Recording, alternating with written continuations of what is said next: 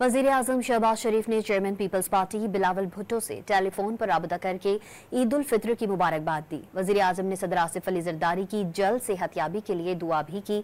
वज़ीर-ए-आज़म शहबाज शरीफ ने बिलावल भुट्टो से गुफ्तगू में उनके लिए नेक ख्वाहिशात का इजहार किया। चेयरमैन पीपल्स पार्टी ने भी वज़ीर-ए-आज़म को ईद उल फित्र की मुबारकबाद दी।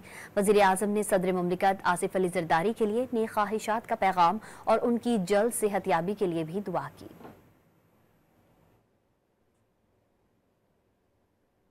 वज़ीर-ए-आज़म शहबाज शरीफ ने chairman Peoples Party Bilawal Bhutto से टेलीफोन पर राबता करके ईद उल फित्र की मुबारकबाद दी। वज़ीर-ए-आज़म ने सदर आसिफ अली ज़रदारी की जल्द सेहतयाबी के लिए दुआ भी की।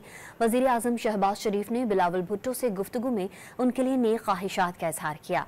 चेयरमैन पीपल्स पार्टी ने भी वज़ीर-ए-आज़म को ईद उल फित्र की मुबारकबाद दी। वज़ीर-ए-आज़म ने सदर मुमलिकत आसिफ अली ज़रदारी के लिए नेक ख्वाहिशात का पैगाम और उनकी जल्द सेहतयाबी के लिए भी दुआ की।